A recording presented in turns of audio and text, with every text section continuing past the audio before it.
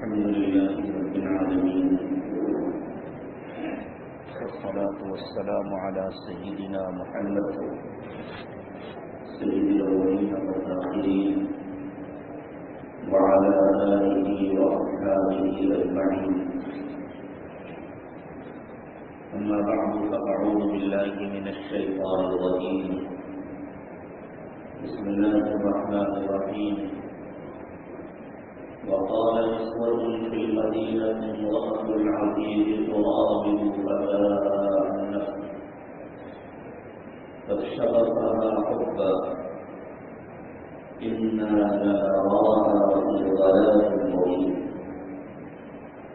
فلما سمعت بمكرهن أرسلت إليهن وأعتدت لهن متكئا وآتت كل واحدة منهن سكينا وقالت اخرج عليهن.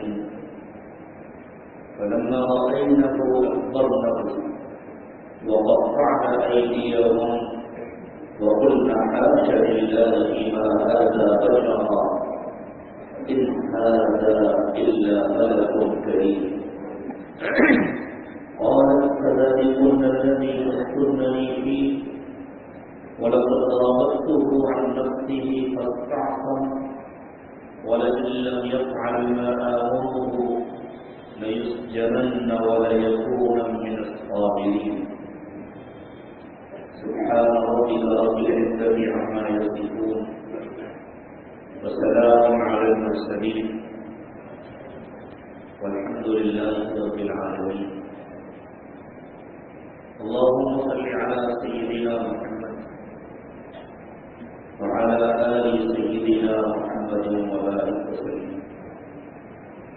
اللهم صل على سيدنا محمد وعلى آل سيدنا محمد وبارك وسلم. اللهم صل على سيدنا محمد وعلى آل سيدنا محمد وبارك وسلم. اس وقت پوری دنیا کا ماحول تقریباً ویسے ہی ہو گیا ہے جیسا ماحول اس زمانے میں مصر کا تھا جب سیدنا یوسف علیہ السلام عزیز مصر کے گھر میں اپنی زندگی کا ایک حصہ گزار ہے.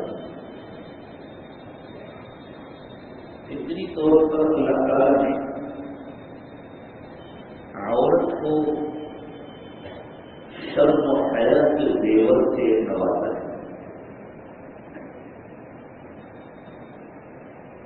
کیونکہ اللہ تعالیٰ نے عورت کو شرم عطا فرمائی ہے، حیا عطا فرمائی. اس کا مزاج یہ ہے اگر اس کی پرورش فطری ماحول جو ہوئی ہو، چاہے اس کا کوئی بھی مذہب ہو، اس کو سچا مذہب ملا ہو یا نہ ملا، مزاج اللہ نے عورت کا ایسا بنایا ہے کہ وہ سب کے سامنے اپنے فطری تقاضوں کو بھی پورا نہیں کر سکتی. انسان کے جسمانی نظام اللہ نے ایسا بنایا ہے کہ انسان غذائیں کھاتا ہے، پانی پیتا ہے، اور پھر جسم کے اندر وہ پانی اپنا کام کرنے کے بعد اندر کی گندگیوں کو لے کر باہر نکلتا ہے. ایک فطری نظام ہے، یہ انسان کا فطری تقاضا ہے. اسی طرح غذا کے جو طاقتور حصے ہوتے ہیں وہ تو جسم میں شامل ہو جاتے ہیں، باقی جو اس کا فضلہ بچتا ہے وہ جسم سے باہر نکلتا ہے. یہ بھی فطری تقاضا ہے. لیکن اللہ نے عورت کا مزاج ایسا بنایا کہ وہ اپنی اس فطری ضرورت کو بھی دوسروں کے سامنے پوری نہیں کر سکتی. اور حیرت ہوگی آپ کو کہ اللہ تعالیٰ نے مرد کے مقابلے میں عورت کے جسم کو کمزور بنایا. اس کا جسم نازک بھی ہوتا ہے مرد کے مقابلے میں، اور اس کے جسم کے اکثر اعضاء مرد کے مقابلے میں چھوٹے بھی ہوتے ہیں۔ میڈیکل سائنس کی تحقیقات میں یہ بات علمی دلائل کے ساتھ انسان کے سامنے پیش کر دی کہ عورت کے بھیجے کا سائز، دماغ کا سائز مرد کے دماغ کے سائز سے کچھ کم ہوتا ہے۔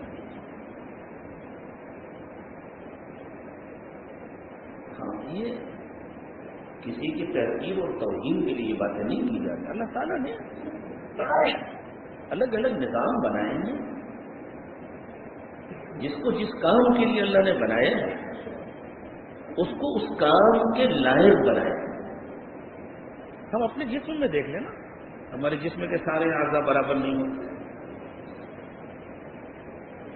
ساری ہڈیوں کے سائز برابر نہیں ہوتے۔ اس کا یہ مطلب نہیں ہے کہ کوئی کسی سے زیادہ اہم ہو گیا اور دوسرا کمتر ہو گیا، اللہ کا بنایا ہوا ہے۔ تو عورت کا جسم کمزور ہوتا ہے، وہ مرد کے برابر بوجھ نہیں کر سکتی، وہ مرد کی طرح بھاری بھرکم کام نہیں کر سکتی، اس کی عموماً عقلی اور ذہنی صلاحیتیں بھی مردوں سے کم ہوتی ہیں، اس میں برداشت مرد سے کم ہوتی ہے، وہ بد جذباتی ہوتی ہے، جلدی اس کو غصہ آ جاتا ہے، جلدی بھڑک جاتی ہے۔ آپ ذرا سا ایک طرف بیٹھے، سامنے ادھر آئیے، آپ یہاں ادھر آئیے، کچھ زیادہ ہی مردانگی کا اظہار کر رہے ہیں، ادھر بیٹھے، ادھر سائڈ میں جگہ دے دیجیے، جی ان کی جگہ پر کر دیجیے۔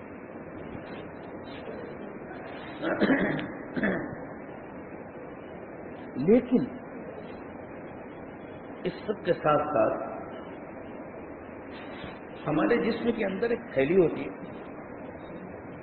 جس میں گردہ خون کو فلٹر کرنے کے بعد استعمال شدہ پانی کو جمع کرتا ہے۔ جب وہ تھیلی بھر جاتی ہے تو ہمیں تقاضا ہوتا ہے پیشاب کرنے کا، تاکہ وہ استعمال کیا ہوا پانی نکل جائے۔ میڈیکل سائنس کی تحقیق یہ ہے کہ مرد کے مقابلے میں عورت کی وہ تھیلی تقریباً 1.5 گنا بڑی ہوتی ہے۔ کیوں؟ تاکہ اس کو یہ تقاضا دیر میں ہو اور وہ زیادہ دیر تک روک سکے اپنے تقاضے کو اور برداشت کر سکے، اس لیے کہ عورت کو اپنے اس تقاضے کو پورا کرنے کے لیے زیادہ محفوظ ماحول چاہیے مرد کے مقابلے۔ یہ فطرت ہے۔ اس لیے فطری ماحول میں عورت مرد کو گناہ کی دعوت نہیں دیتی۔ فطرت کے ماحول میں گناہ کی دعوت مرد عورت کو دیا کرتا ہے۔ اسی لیے اللہ تعالیٰ نے ازواج مطہرات کو ایک خاص حکم دیا۔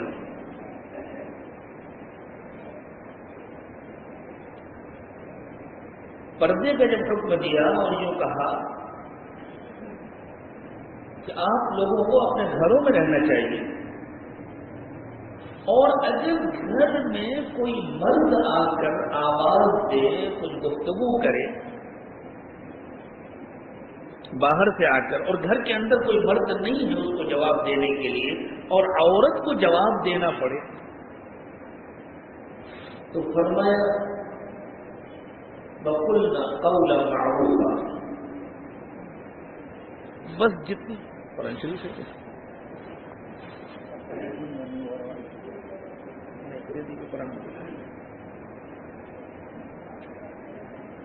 کہ اگر کوئی مرد آئے وہ تمہیں گفتگو کرنی پڑے، ادھر سے بنا دیجیے، جب قرآن وہاں سے یہاں تک پہنچا دیجیے، ہاں تو ادھر ہے، کسی کو آنے کی ضرورت نہیں، بس دے دیجیے وہیں۔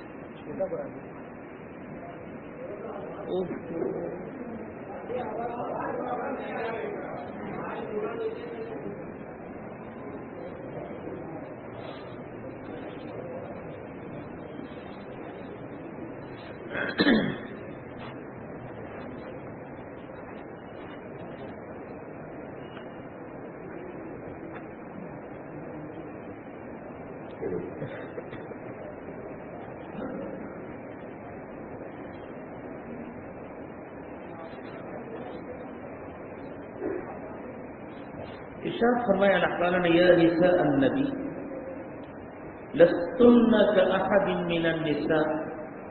آواز آ رہی ہے ابھی آواز آ رہی ہے؟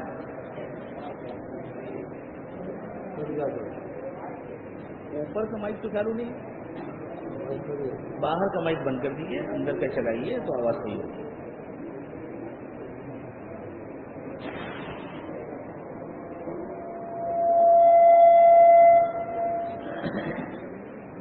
ابھی آ رہی ہے آواز؟ اب آپ کی آواز نہ آئے، آپ لوگ خاموش بیٹھے. تو اللہ تعالیٰ نے ارشاد فرمایا یا نساء النبی لستن کأحد من النساء ان اتقیتن فلا تخضعن بالقول فيطمع الذي في قلبه مرض وقلن قولا معروفا. آپ لوگ اپنے گھروں میں رہیں اور اگر کسی نامحرم سے گفتگو کرنے کی ضرورت پیش آ جائے، بلا ضرورت تو بات نہ کرے، لیکن اگر کوئی ضرورت پیش آ جائے تو نرم لہجے میں بات نہ کرے. ہاں، بہت زیادہ اخلاق کا مظاہرہ نہ کرے. ہر چیز اپنی جگہ پر اچھی ہوتی ہے. مثلا گھر میں فون آ گیا، مرد نہیں اور جی آپ کون صاحب ہیں، میرے شوہر گھر پر نہیں ہیں، آئیں گے تو میں بتلا دوں گی. اللہ کہتے نہیں، اس کی اجازت نہیں، کہہ دو وہ نہیں ہے، کٹ، بس اس سے آگے کچھ نہیں. اور ذرا یہ بات بھی کھردرے لہجے میں کو فلا تخضعن بالقول، نرم لہجہ مت اختیار کرو. تمہارا نرم لہجہ تمہارے شوہر کے لیے ہونا چاہیے. زمانہ اتنا بدل گیا ہے کہ اب شوہر کے سوا باقی سب کے لیے نرم لہجہ ہوتا ہے. ہاں، لیکن چہرے بتلا رہے ہیں کہ یہ سب کی آتی تھی. باقی سب کے لیے لہجہ نرم ہوتا ہے. اللہ کہہ رہے ہیں لہجہ تمہارے شوہر کے لیے نرم ہونا چاہیے، تمہارے بچوں کے لیے نرم ہونا چاہیے، تمہارے ماں باپ کے لیے نرم ہونا چاہیے، تمہارے بہن بھائیوں کے لیے نرم ہونا چاہیے. کوئی نامحرم تم سے بات کر رہا ہے، اللہ نہیں کہتے تم اس سے جھگڑا کرو، تم اس سے بدتمیزی کرو، لیکن بالکل کھردرے لہجے میں ضرورت کے مطابق بات کرو. ورنہ پتہ ہے کیا ہوگا؟ فَيَطْمَعَ الَّذِي فِي قَلْبِهِ مَرَضٌ، ورنہ اس کا خطرہ ہے کہ جس کے دل میں بیماری ہے اس کے اندر لالچ پیدا ہوگی. ارے یہ تو اپنے جال میں پھنس سکتی ہے. تو قرآن بتلا رہا ہے کہ ہمیشہ لالچ، فطرت کے ماحول میں لالچ پہلے مرد کے دل میں پیدا ہوتی ہے، عورت میں. لیکن اسی قرآن نے سورہ یوسف میں ایک عجیب واقعہ بیان کیا کہ وہاں حضرت یوسف علیہ السلام جس عورت کے گھر میں تھے، جو عمر میں بھی حضرت یوسف سے بڑی تھی. حضرت یوسف تو ابھی بچے تھے، ابھی بالکل ابتدائی اٹھتی ہوئی جوانی تھی حضرت یوسف کی، اور وہ تو مصر کے وزیر اعظم کی بیوی تھی، عمر میں بھی حضرت یوسف سے بڑی تھی. لیکن وہ ماحول اتنا بگڑ چکا تھا کہ اس کے دل میں گندگی پیدا ہوئی، اس کے دل میں لالچ پیدا ہوئی، اور اس نے حضرت یوسف علیہ السلام پر ڈورے ڈالنے شروع کیے. یہ کسی سماج اور ماحول کی اخلاقی گراوٹ کی انتہا ہوتی ہے، اور اس وقت دنیا اس انتہا تک پہنچ چکی ہے. اس وقت تو عورتوں کی طرف سے مردوں کو گناہ کی دعوتیں ملتی ہیں، اور عورت کو استعمال کیا جا رہا ہے پورے سماج کو تباہ کرنے کے لیے، برباد کرنے کے لیے. آسان ذریعہ مل گیا ہے شیطان کو، انٹرنیٹ.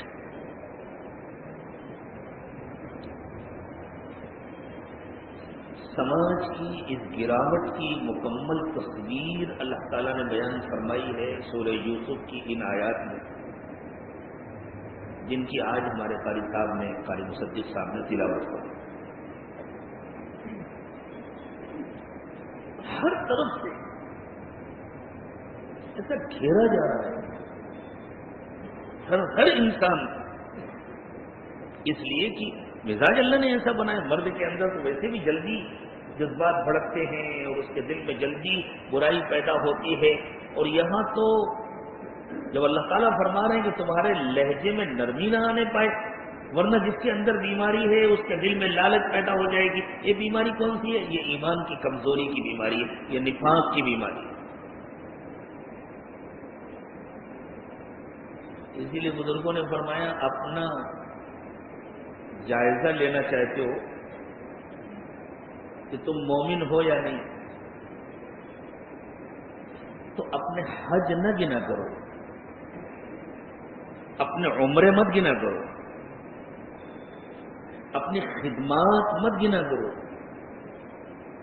سب اللہ کی توفیق سے ہوتا ہے، اللہ تعالیٰ برکت عطا فرمائے۔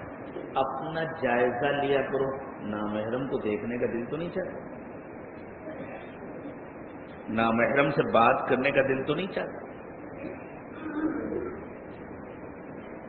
شیوانی خیانات کتنے آتے ہیں، میری تنہائیاں کیسے گزرتی ہیں، تنہائیوں میں گناہ کے تقاضے کتنے پیدا ہوتے ہیں۔ اگر یہ سب کچھ ہوتا ہے تو یہ دل کے مریض ہونے کی علامت ہے، یہ دل کے بیمار ہونے کی علامت ہے، اور اس بیماری کو نفاق کہتے ہیں۔ نفاق کا مطلب یہ ہے کہ آدمی اوپر سے مسلمان اور اندر سے کچھ اور۔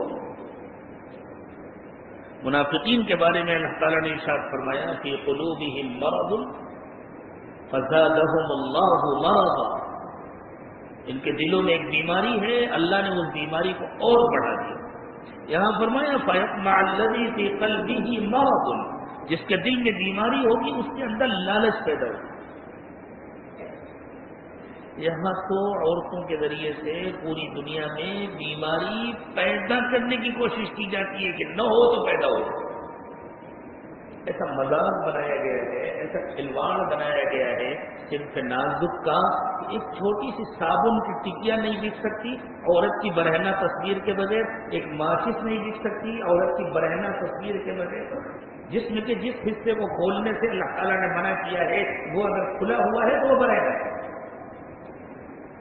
اب تو باپردہ اور برہنہ کے معنی بھی سماج میں کافی بدل گئے۔ ہاں، جسم کا اکثر حصہ کھلا ہو تو سمجھا جاتا ہے یہ تو باپردہ ہے، زیادہ حصہ تو ڈھکا ہوا ہے۔ اور اسی کا نتیجہ ہے کہ یہ جو کل کی آنے والی رات ہے، اللہ، اس رات میں ایک رات میں جتنے گناہ ہوتے ہیں پورے سال میں اتنے گناہ نہیں۔ ایک رات 12 بجے سے پہلے پچھلا سال ہوتا ہے، 12 بجے کے بعد دوسرا سال ہو جاتا ہے، تو سال کی تکمیل بھی ہوتی ہے گناہوں پر اور سال کی ابتدا بھی ہوتی ہے گناہوں کے ذریعے۔ جس سال کی ابتدا بھی گناہوں کے ذریعے ہو اور جس سال کی انتہا بھی گناہوں پر ہو، اس سال میں اللہ کا جتنا عذاب آئے کم، جتنی مصیبتیں آئیں، جتنی تکلیفیں آئیں، جتنی پریشانیاں آئیں، جتنی آندھیاں آئیں، جتنے طوفان آئیں، جتنی سونامیاں آئیں، جتنی مندی آئے، جتنی بے برکتی آئے، جو کچھ بھی ہو، جتنا قتل ہو، جتنی غارت گری ہو، جتنے فسادات ہو، جتنی عزتیں لوٹیں، وہ سب کریں کہ سال کی ابتدا بھی گناہ کے ذریعے ہو رہی ہے، سال کی انتہا بھی گناہ کے ذریعے ہو رہی ہے۔ اللہ ہم سب کی تمام ایمان والوں کی حفاظت کرے۔ تو یہ کسی سماج کی گراوٹ کی انتہا ہوتی ہے کہ گناہ کی دعوت اس کمزور صنف کی طرف سے، معاشرے کے اس کمزور اور قابل احترام حصے کی طرف سے گناہ کی دعوت چلے۔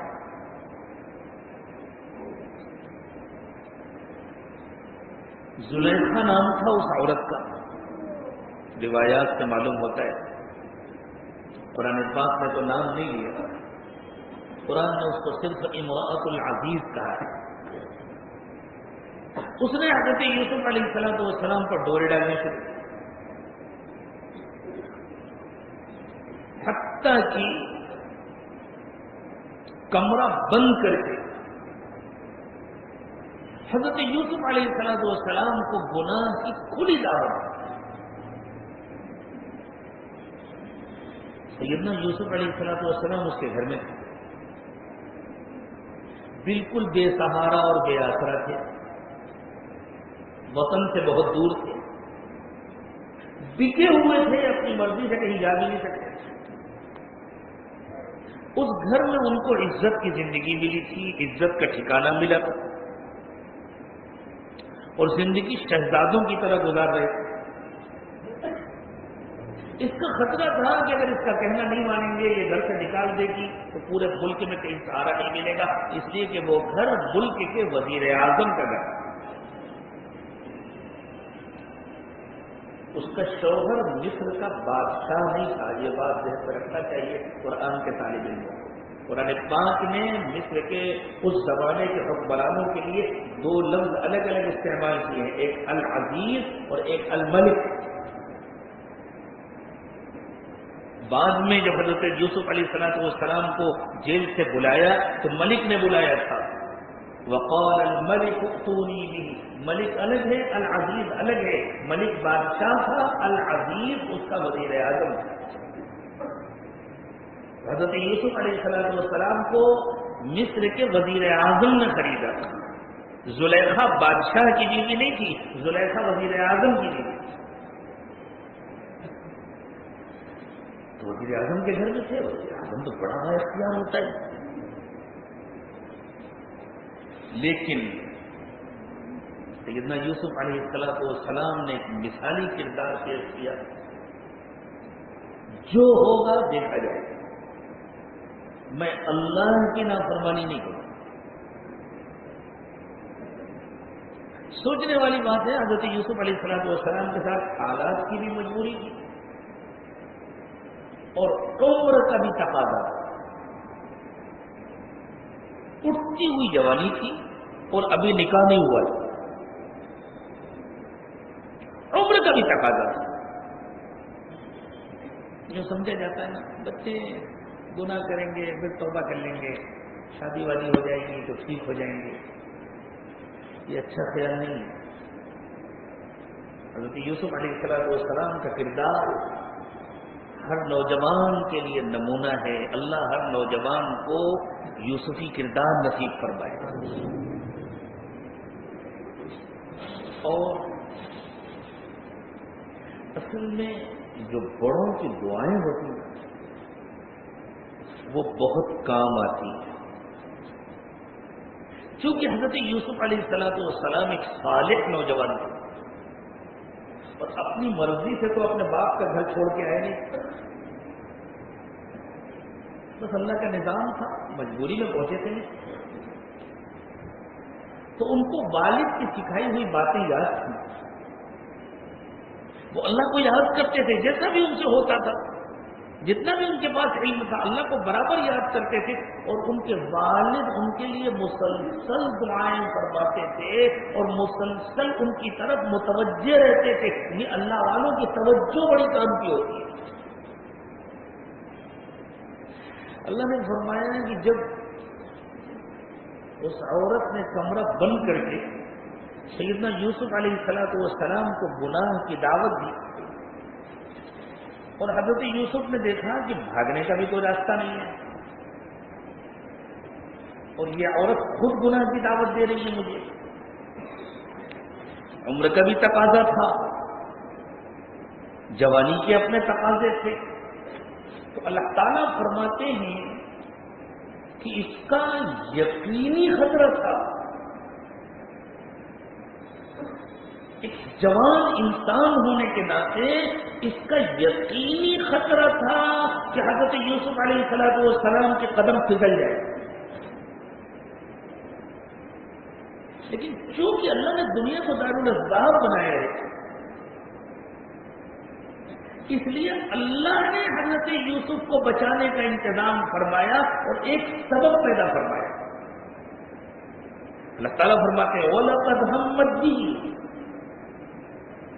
زلیخا کا تو ارادہ ہی تھا گناہ کا، وَهَمَّ بِهَا لَوْلَا أَن رَّأَىٰ بُرْهَانَ رَبِّهِ، حضرت یوسف کے بھی قدم پھسل جاتے اگر وہ اپنے رب کا ایک برہان اپنی آنکھوں سے نہ دیکھ لیتے۔ یہ برہان کیا تھا؟ جیسے ہی حضرت یوسف نے یہ سوچا کہ اب میں کیا کروں، سکن سے ہی کسی چھوٹے سے حصے میں جیسے ہی یہ سوچا، حضرت یوسف علیہ السلام کو اچانک ایسے لگا جیسے ابا مجھے دیکھ رہے ہیں۔ مبصرین میں لکھا یہ ہے وہ برہان، یہ سیدنا یعقوب علیہ السلام کی قلبی توجہ تھی جو کام کر رہی تھی، یہ حضرت یعقوب علیہ السلام کی دعائیں تھیں جو ان کے کام آ رہی تھی۔ دور بیٹھا کوئی دعائیں دیتا ہے، میں ڈوبتا ہوں سمندر اچھال دیتا ہے۔ بس ایک جھلک سیکنڈ کے کسی چھوٹے سے حصے میں حضرت یوسف علیہ السلام کو ایسا لگا جیسے ابا مجھے دیکھا، یاد آ گئی وہ باتیں، بیٹے اللہ کے پاس جانا ہے، حساب دینا ہے، جان چلی جائے لیکن ایمان کا سودا نہ کرنا، جان پر بن جائے لیکن اللہ کی نافرمانی نہ کرنا، گناہ ختم ہو جاتا ہے، عذاب باقی رہتا ہے، تکلیف ختم ہو جاتی ہے، ثواب باقی رہتا ہے۔ اسے تکلیف برداشت کر لینا، تکلیف ختم ہو جائے گی لیکن اس کا اجر و ثواب ہمیشہ باقی رہے گا۔ گناہ کبھی نہ کرنا ورنہ گناہ کی لذت تھوڑی دیر میں ختم ہو جائے گی، عذاب ہمیشہ باقی رہے گا۔ بس حضرت یوسف علیہ السلام نے انکار کر دیا، قال معاذ اللہ انه ربی احسن مثواي انه لا يفلح الظالمون، اللہ کی پناہ، اللہ میرا رب ہے، اللہ نے میرے لیے یہ انتظام کیا، یہ ٹھکانہ میرے لیے اللہ نے مہیا فرمایا ہے، ظلم کرنے والے کبھی کامیاب نہیں ہوتے، میں یہ گناہ نہیں کر سکتا۔ اور یہ کہہ کر حضرت یوسف علیہ السلام بھاگے۔ بات کر کہاں جاتے؟ سامنے دروازے پر تالا لگا ہوا۔ حضرت یوسف نے اس کی کوئی پرواہ نہیں کی کہ دروازہ کھلا ہے یا بند ہے، تالے کی چابی میرے پاس ہے یا نہیں۔ چابی حضرت یوسف کے پاس نہیں تھی، چابی تو زلیخا کے پاس تھی۔ بندے کے بس میں جتنا ہو وہ کر ڈالے تو اگلا کام اللہ کر دیتے ہیں۔ حضرت یوسف دروازے کے پاس پہنچے، اللہ کے حکم سے دروازہ کھل گیا اور حضرت یوسف علیہ السلام باہر پہنچے۔ حضرت یوسف تو وزیر اعظم سے ملاقات ہو گئی، اس نے دیکھا کیوں یوسف گھبرائے ہوئے چلے گئے، پیچھے پیچھے عورت نکلی اور اس نے سوچا اس سے پہلے کہ یوسف میری شکایت کرے میں ہی یوسف پر الزام لگا دوں۔ دیکھو دیکھو یہ لڑکا، اس کو اتنی عزت کے ساتھ ہم لوگوں نے گھر میں رکھا تھا، یہ اس قابل ہے کہ یہاں رکھا جائے، اس نے تو تمہاری عزت پر آپ آج ہاتھ ڈالا۔ حضرت یوسف گھبرا گئے، اللہ کی پناہ، یہ مکر، یہ سازش، ابھی یہ مجھے گناہ کی دعوت دے رہی تھی اور اب میرے اوپر الزام لگا رہی ہے۔ حضرت یوسف علیہ السلام نے صفائی پیش کی تو اس کی بھی سمجھ میں آ گیا کہ اگر یوسف کا برا ارادہ ہوتا تو یوسف بھاگ کے کیوں آتے؟ یہ بھاگتی، یہ پہلے کمرے سے نکلتی، یوسف کیوں بھاگ کے کمرے سے نکلی؟ بہرحال اس نے اپنی بیوی کے ایک رشتے دار سے مشورہ کیا کہ بھائی ایسا ایسا معاملہ ہے، مجھے سمجھ میں نہیں آتا کیا کروں۔ اس نے کہا دیکھو یہ دیکھو سینہ جھپٹی میں کپڑا پھٹا ہے، ہاں پھٹا ہے، دیکھو آگے سے پھٹا ہے کہ پیچھے سے پھٹا ہے، کپڑا آگے سے پھٹا ہے یا پیچھے سے؟ اگر یوسف اس کے ساتھ زیادتی کرنا چاہتے ہوں گے اور اس نے اپنے کو بچایا ہوگا تو یوسف کا کرتا آگے سے پڑنا، اور اگر یوسف بھاگ رہے ہوں اور اس نے پکڑنے کی کوشش کی ہو تو کرتا پیچھے سے پڑنا چاہیے۔ کرتا دیکھا گیا تو پیچھے سے پٹا تھا۔ وزیر اعظم بھی سمجھ گیا، اس نے ڈانٹا شرم نہیں آتی تجھے، سب کچھ موجود ہے تیرے پاس، میں تیرا شوہر ہوں، اس کے بعد بھی ایسی حرکت، چلو آئندہ مت کرنا۔ ان کے یہاں بس اس سے زیادہ کوئی بات نہیں، بڑے متحمل اور بردبار ہوتے ہیں ایسے ماحول کے مرد، انہیں بالکل غصہ نہیں آتا اپنی بیویوں کے گناہوں پر، اس لیے کہ وہ بھی تو یہی کرتے پھرتے، سوچتے ہیں جیسے وہ ویسے ہم سب طریقے سے۔ یہ خبر اس سماج کی جو دوسری باحیثیت عورتیں تھیں، دوسرے وزیروں کی عورتیں، دوسرے گورنروں کی عورتیں، دوسرے حکام کی عورتیں، اس سماج کے دولت مندوں اور مالداروں کی عورتیں، جب ان کے پاس یہ خبر پہنچی تو ان کو اچھا نہیں لگا. کیا اچھا نہیں لگا؟ یہ برا نہیں لگا کہ زلیخا نے ایسی حرکت کیوں کی. انہوں نے کہا یہ تو ہم سب کرتے ہیں. ان کو برا یہ لگا اتنی گر گئی وزیر اعظم کی بیوی کہ ایک غلام کو گناہ کی دعوت دی، یعنی اپنی حیثیت سے گر گئی. اعتراض اس پر ہوا، اعتراض غلام پر نہیں ہوا. اعتراض اس پر ہوا کہ اپنے سے کمتر کو اپنے قریب بلایا، اس کو گناہ کی دعوت دی. زلیخا نے کہا اچھا میں بتلاتی ہوں ان کو پتہ ہی نہیں وہ میرا غلام ہے کیا چیز. بالکل آج کی زبان میں انہیں خبر ہی نہیں ہے کہ وہ کیا چیز ہے. میں ان لوگوں کو بلاتا. اس نے بڑی دعوت کا اہتمام کیا، سب کو کھلایا پلایا، تکیے لگوائے، بیٹھنے کا انتظام کیا، اور پھر سب میں پھل تقسیم کیے گئے چھریوں کے ساتھ. ایک ہاتھ میں پھل، ایک ہاتھ میں چھری، خود کاٹو خود کھاؤ. اور جیسی ان لوگوں نے پھل کاٹنا شروع کیا، زلیخا نے حضرت یوسف علیہ السلام کو آواز دی، یوسف ذرا ادھر آؤ. یہ تو سب کو پتا تھا کہ زلیخا کا جو غلام ہے جس پر زلیخا نے ڈورے ڈالے تھے اس کا نام یوسف ہے. تو سب کا دل چاہتا دیکھیں تو ذرا وہ کون ہے. قرآن کہتا ہے فَلَمَّا رَأَيْنَهُ أَكْبَرْنَهُ. جیسے ہی ان کی نظر حضرت یوسف پر پڑی ان کے تو دل سے ہائے نکلی، اور پھر ان کو ہوش نہیں رہا کہ چھری کہاں چل رہی. یہ اس سماج کی ایک مکمل تصویر ہے. ایسا کوئی وہ یوسف کے حسن میں، اور گویا مرد کے حسن کو تو وہ اپنا حق سمجھتے جو اس زمانے میں ایسا گم ہوئی، ایسا کھوئی حضرت یوسف علیہ السلام کے حسن میں کہ پھر انہیں پتہ ہی نہیں چلا کہ چھری کہاں چل رہی ہے. وَقَطَّعْنَ أَيْدِيَهُنَّ. اور انہوں نے اپنے ہاتھ کاٹ ڈالے. بخدا اگر یہ قرآن کے الفاظ نہ ہوتے اور نبی صلی اللہ علیہ وسلم نے اس کو اپنے الفاظ میں بیان کیا ہوتا تو یہ ایسی نہ سمجھ میں آنے والی بات ہے کہ ہمارے بہت سارے بھائیوں نے پورا زور لگا کر اس کو ضعیف کہہ دیا ہوتا. اس لیے کہ ہمارے کچھ دوستوں کا یہ طریقہ ہے نا، جو بات ہمارے نہ سمجھ میں آئے وہ ممکن ہی نہیں. ارے بھائی اپنی سمجھ کا علاج کرا، جو واقعہ ہوا ہے اس کا کیسے انکار کرو. تو قرآن کہتا ہے وَقَطَّعْنَ أَيْدِيَهُنَّ. قرآن میں مبالغہ نہیں ہوتا، واقعی انہوں نے اپنے ہاتھ کاٹ ڈالے، خون بہ رہا ہے، انگلیاں کٹ گئی ہیں اور انہیں ہوش نہیں ہے، بس یوسف کے حسن میں سب کھوئی ہوئی ہے. وَقُلْنَا حَاشَ لِلَّهِ مَا هَذَا بَشَرًا إِنْ هَذَا إِلَّا مَلَكٌ كَرِيمٌ. انہوں نے کہا اللہ یہ تو انسان نہیں ہے، یہ تو آسمان سے اترا ہوا کوئی فرشتہ ہے. واقعی اگر اس کے حسن میں دیوانی ہوئی ہے زلیخا تو اس کا کوئی قصور نہیں. سبحان اللہ. اب تو اس کا کوئی قصور نہیں ہے، اس کو دیکھ کر کون نہ دیوانہ ہو جائے. قالت فذلكن الذي لمتنني فيه. زلیخا نے کہا دیکھ لیا، یہ ہے وہ جس کے بارے میں تم نے خوب باتیں بنائی تھی. اب بتلاؤ اس کو دیکھ کر کون دیوانہ نہ ہوگا. تو ساری عورتوں نے کہا نہیں نہیں آپ بالکل حق بجا لیجیے، یہ آپ کا حق ہے،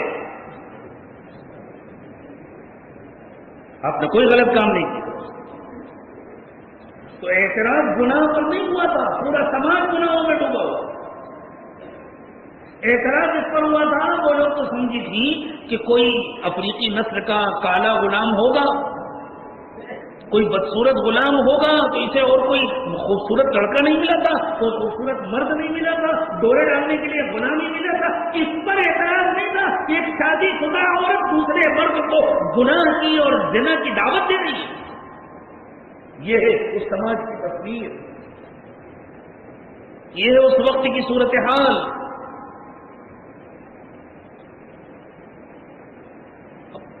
بڑی جٹائی کے ساتھ زلیخا نے کہا دیکھنا تم لوگ یہ اپنے کو سمجھتا کیا ہے، یہ بڑا نیک بنتا ہے، بڑا پاک دامن بنتا ہے، میرے گھر میں رہے گا اور مجھ سے بچ کے رہے گا، اسے میری بات ماننی پڑے گی ورنہ میں اس کو زندگی پر جیل میں کھڑا دوں گی۔ تو ایک عورت نے بھی یہ نہیں کہا کہ یہ تو ظلم ہے، یہ تو زیادتی ہے، سب نے مل کر حضرت یوسف کو سمجھانا شروع کیا، یوسف بات تو صحیح کہہ رہی ہے نا، مان لینا چاہیے،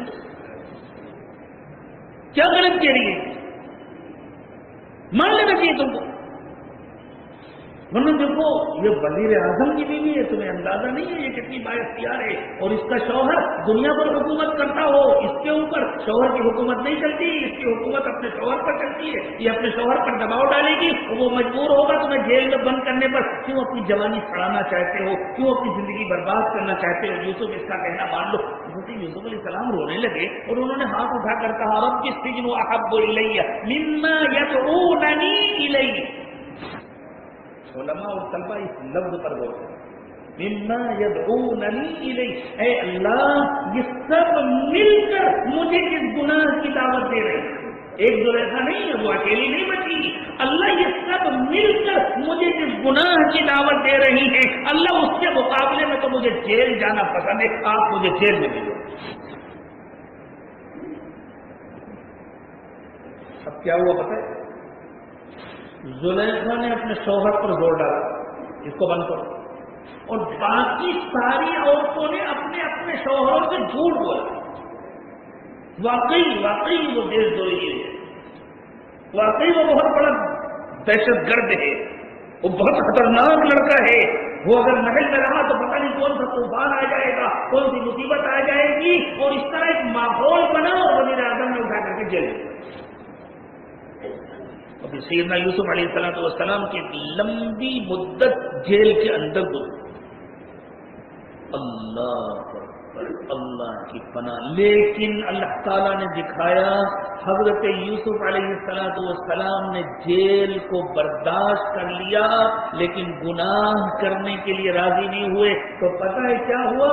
اللہ نے حضرت یوسف کو صرف مصر کا بادشاہ نہیں بنایا، حضرت یوسف جب جیل سے نکلے ایک دم سے بادشاہ نہیں بنے، پہلے حضرت یوسف وزیر خزانہ بنے،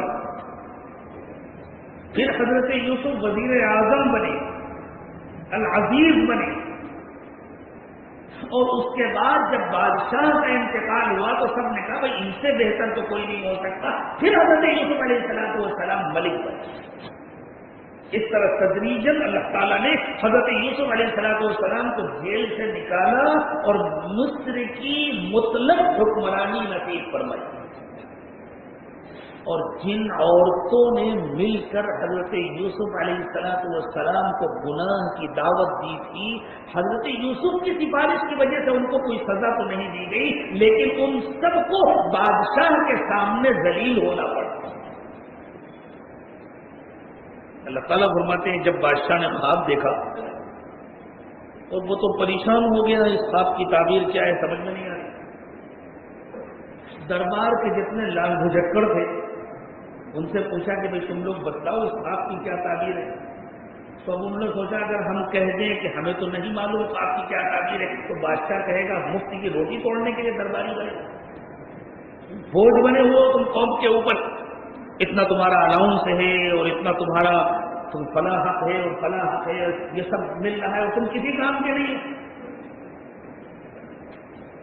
اور اگر اس زمانے میں اسے پتہ چلتا کہ آگے ہندوستان کیسا ہوگا تو شاید وہ اپنے درباریوں سے کہتا کہ تم ہندوستان کے پارلیمنٹ اور اسمبلی کے ممبران ہو، کسی کام کے نہیں ہو۔ کہتے ہیں ایک بچہ بار بار فیل ہو جاتا تھا تو ٹیچر نے باپ کو بلایا، کہنے کہ آپ لے جائیے اس کو، مجھے بالکل امید نہیں ہے کہ یہ پڑھے لکھے گا، مجھے لگتا ہے یہ منسٹر بنے گا، یہ پڑھنے لکھنے کے قابل نہیں ہے، اس کو کسی پارٹی میں داخل کرا دیجیے، کسی سیاسی پارٹی میں اس کو جوائن کرا دیجیے، یہ منسٹر بننے کے قابل ہے اور کسی کام کا نہیں ہے۔ تو اب ان درباریوں سے جب پوچھا بادشاہ نے کہ خواب کی تعبیر بتلاؤ، تو اگر درباری سیدھے سیدھے کہہ دیتے کہ ہمیں کیا خبر خواب کی تعبیر کیا ہوتی ہے، تو بادشاہ کہتا جاؤ پھر تم اپنا بویا بستر اٹھاؤ، ہم کسی اور کا انتخاب کریں گے۔ تو ان لوگوں نے کہا ارے حضور آپ کس چکر میں پڑ گئے، رات میں آپ نے کھانا زیادہ کھا لیا ہوگا، دیر میں کھایا ہوگا، کھانا ہضم نہیں ہوا ہوگا، آپ سو گئے ہوں گے، گیس بنی ہوگی، اس کا اثر آپ کے دماغ پر ہوا ہوگا، اور پتہ نہیں کیا کیا چیزیں ہیں جو آپ نے دیکھ لیا، اغواص و احلام، ارے یہ سب بکھرے ہوئے خیالات ہیں، یہ سب بیکار کے خواب ہیں، وما نحن بتعبیر الاحلام بعالمین، اسی لیے تو ہم نے خواب کی تعبیر سیکھی نہیں کہ خواب بھی کوئی ایسی چیز ہے کہ اس کی تعبیر سیکھی جائے۔ آدمی کو جو چیز نہیں آتی نا وہ کو کنڈم کرتا ہے۔ الناس اعداء لما جہلوا، جس چیز سے لوگ جاہل ہوتے ہیں اس سے دشمن ہوتے ہیں۔ لیکن بادشاہ کا دل مطمئن نہیں ہوا، نہیں میں نے خواب دیکھا ہے، مجھے اس کی تعبیر ملنی چاہیے۔ تو وہ ایک خادم تھا بادشاہ کا جس نے جیل کے اندر خواب دیکھا تھا، اور حضرت یوسف علیہ السلام نے اس کو خواب کی تعبیر بتلائی تھی، اور حضرت یوسف نے اس سے کہا بھی تھا کبھی اپنے بادشاہ کے پاس میرا تذکرہ کرنا، لیکن شیطان نے بھلا دیا، شیطان نے بھلا۔ ایسا نہیں ہوا خدا نہ خاصہ نعوذ باللہ کہ چونکہ حضرت یوسف علیہ السلام نے اس انسان سے کہہ دیا تھا، اس وجہ سے اللہ تعالیٰ نے حضرت یوسف علیہ السلام کو سزا دے دی اور اتنے دن تک جیل میں رہنا پڑا، جو تو بڑی ضرورت کی بات ہے۔ ایسی بات اگر کسی کے ذہن میں آتی ہے تو اسے اپنے ایمان کی فکر کرے۔ بس اللہ تعالیٰ کی حکمت یہی تھی کہ حضرت یوسف علیہ السلام اتنے دن تک رہے، اسی لیے اللہ نے قرآن پاک میں فرمایا کہ شیطان نے بھلا دیا۔ اب جب وہ بادشاہ کی خدمت کر رہا تھا، اس نے دیکھا حضور عالی جا کچھ پریشان ہیں، متفکر ہیں، پوچھا کیا بات ہے، کیوں پریشان ہیں آپ؟ تو بادشاہ نے بتایا میں نے ایسا ایسا خواب دیکھا ہے، کسی کے تعبیر سمجھ میں نہیں آ رہی۔ اس نے کہا حضور آپ مجھے اجازت دیں، جیل میں بہت اچھے نیک آدمی ہیں، میں نے بھی خواب دیکھا تھا، میں نے ان سے تعبیر پوچھی تھی اور ان کی تعبیر 100% درست ہوئی، اگر آپ مجھے اجازت دیں تو میں جا کے پوچھ کے آؤں۔ بادشاہ نے تو رات کے وقت میں جیل کھلوایا، ابھی جاؤ۔ اب بادشاہ آرڈر دے تو کون روکنے والا؟ جیل کھولا گیا، وہ آیا اور اس نے آ کر کے کہا حضرت یوسف علیہ السلام سے پہلے تو معذرت کی کہ بہت دن ہو گئے اور مجھے بالکل آپ کی بات یاد نہ رہی۔ اس کے بعد کہا کہ ہمارے بادشاہ نے یہ خواب دیکھا ہے، آپ اس کی تعبیر بتلا دیجیے۔ حضرت یوسف علیہ السلام نے بہت تفصیل کے ساتھ تعبیر بتلائی۔ اب وہ واپس آیا، جو اس نے بادشاہ کو بتلایا تو بادشاہ کی بات سمجھ میں، بادشاہ نے کہا ان کو بلا کے لاؤ، ان کو بلا کر کے لاؤ، ہم ان کو اپنے پاس رکھیں گے، وہ تو بہت کام کے آدمی ہے۔ اتنے دنوں سے ہم جن کو پال پوس رہے تھے، جن کو کھلا پلا رہے تھے، وہ تو 2 پیسے کے بھی مہنگے نہیں تھے، وہ تو کسی کام کے نہیں ہیں، اور جو واقعی ملک میں کام کا آدمی ہے وہ جیل میں کیوں پڑا ہوا، بلا کر کے لاؤ۔ حضرت یوسف علیہ السلام نے فرمایا نہیں، بادشاہ سے کہہ دو ایسے نہیں آؤں گا، پہلے میری فائل نکلوائی جائے اور پتہ چلا ہے بادشاہ کہ مجھے جیل میں کیوں ڈالا گیا تھا۔ میرے اوپر ایک الزام لگایا گیا تھا کہ میں نے عزیز مصر کی بیوی کو برگلایا ہے اور اس کو گناہ کی دعوت دی ہے، اور ساری عورتوں نے گواہی دی تھی، اپنے اپنے شوہروں سے کہا تھا کہ واقعی میں گنہگار ہوں، ان عورتوں کو بلایا جائے اور الزام ثابت کیا جائے، اگر الزام میرے اوپر ثابت ہوتا ہے تو میں سزا بھگتوں گا، میں نہیں نکلوں گا باہر، اور اگر میں بے قصور ثابت ہو جاؤں گا تب نکلوں گا۔ بادشاہ کو تو ضرورت تھی ایسے آدمی کی، بادشاہ نے خود عدالت لگائی۔ اب اتنے دن گزر چکے تھے اور معلوم ہو چکا تھا، دھیرے دھیرے باتیں تو لیک ہو ہی جاتی ہیں۔ ان عورتوں نے بھی خوب شیخیاں کی تھی، سب کو معلوم ہو گیا تھا، پورے سماج کو معلوم ہو گیا تھا یہ بالکل جھوٹا الزام لگایا گیا ہے، اور وہ بھی اپنی شیخیاں بگاتی تھے۔ دیکھا اس نے نہیں مانا تھا، نہ کہنا ہم نے کیسی سزا دی، ہم نے کیسے جیل میں ڈلوایا، اور پھر بادشاہ چاہتا تھا کہ حضرت یوسف کو اپنے پاس رکھے۔ بادشاہ نے جو کڑی نظر سے ان عورتوں کو دیکھا اور ان لوگوں سے پوچھا اب بتلاؤ تم نے یوسف پر جو الزام لگایا تھا اس کی کیا حقیقت ہے؟ قال ما خطبكن إذ راوتن يوسف عن نفسه، بتلاؤ تم نے حضرت یوسف کو جب بہکایا تھا اور یوسف کو پھسلایا تھا اور یوسف کو گناہ کی دعوت دی تھی تو کیا حقیقت تھی، بتلاؤ۔ قلنا حاشا للہ ما علمنا علیہ من السوء، ان عورتوں نے کہا اللہ کی پناہ، بالکل یوسف کے اندر کوئی خرابی نہیں تھی. قالت امرأۃ العزیز الآن حق الحق، اب عزیز مصر کی بیوی نے کہا اب تو سچی بات سامنے آ گئی. انا راودته عن نفسه وانه لمن الصادقین، میں نے اس کو گناہ کی دعوت دی تھی، یوسف تو بالکل سچے. حضرت یوسف علیہ السلام نے اس وقت بادشاہ سے کہا کہ حضور میں نے یہ درخواست اس لیے کی تھی فائل کھلوانے کی اور کیس کو دوبارہ آپ کی عدالت میں پیش کرنے کی، اس لیے نہیں کی تھی کہ میں ان عورتوں کو ذلیل کرنا چاہتا تھا. میں یہ چاہتا تھا کہ آپ کو پتہ چل جائے کہ میں بے گناہ ہوں. ایسا نہ ہو کہ دنیا یہ سمجھے کہ بہت بڑا گناہ کیا تھا تو جیل میں بند کر دیے گئے تھے، لیکن کیا کرے کام کے تھے اس لیے بادشاہ نے بلا لیا، معاف کر دیا. نہیں، سب کو پتہ چل جائے کہ میں بے گناہ تھا. ذالک لیعلم انی لم اخنہ بالغیب، تاکہ عزیز مصر کو بھی پتہ چل جائے کہ میں نے غائبانہ میں اس کے ساتھ خیانت نہیں کی تھی. وان اللہ لا یہدی کید الخائنین، اور خیانت کرنے والے چاہے جتنی اچھی تدبیریں کریں اللہ کبھی ان کی تدبیروں کو کامیاب نہیں ہوتے. تو دیکھو حضرت یوسف علیہ السلام نے اپنے کو گناہ سے بچایا، وقتی تکلیف آئی جیل میں ڈالے گئے، لیکن پھر اللہ نے کتنی عزت عطا فرمائی اور ان عورتوں نے بظاہر وقتی طور پر کامیابی حاصل کر لی. حضرت یوسف علیہ السلام کو بے قصور ہونے کے باوجود جیل میں بھجوا دیا، لیکن ان کو بادشاہ کے بڑے دربار میں ذلیل ہونا پڑا.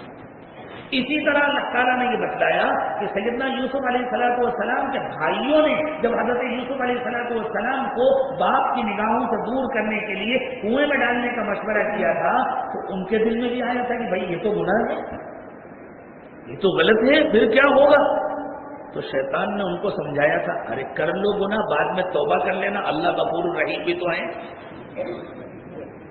شیطان ڈالتا ہے نا یہ بات دل میں، اللہ غفور الرحیم ہے، اللہ معاف کرنے والے ہیں، بعد میں توبہ کر لینا. اور واقعی ان لوگوں نے بعد میں توبہ کر بھی لی تھی، لیکن یہ جو خیال آیا ابھی گناہ کر لیں بعد میں توبہ کر لینا، اس کا نتیجہ یہ نکلا کہ حضرت یوسف علیہ السلام کے سامنے کھڑے ہو کر ان کو ذلت کے ساتھ شرمندہ ہو کر اپنے قصور کا اعتراف کرنا پڑا تھا. اور انہوں نے کہا تھا کہ یوسف ہم سے غلطی ہوئی، واقعی آپ بہت بڑے ہیں، ہمیں معاف کر دیجیے. اور حضرت یوسف علیہ السلام نے ان کو معاف کر دیا تھا. تو یہ خیال کہ ابھی گناہ کر لیں بعد میں توبہ کر لیں گے، یہ خیال اگر اس پر عمل کیا گیا تو انسان کو اللہ دنیا میں بھی ذلیل کرتے ہیں اگر آخرت کی ذلت سے بچ بھی گیا تو. اور کیا پتا بعد میں سچی توبہ نصیب ہوگی یا نہیں ہوگی، کس کی عمر کتنی ہے معلوم نہیں ہے. شیطان تو یہی سمجھاتا رہے گا ابھی اور کر لو، ابھی اور کر لو، ابھی اور کر لو، بعد میں گناہ کر لیں گے. اور اس کے مقابلے میں اللہ تعالیٰ نے حضرت یوسف علیہ السلام کا کردار پیش کیا. حضرت یوسف علیہ السلام نے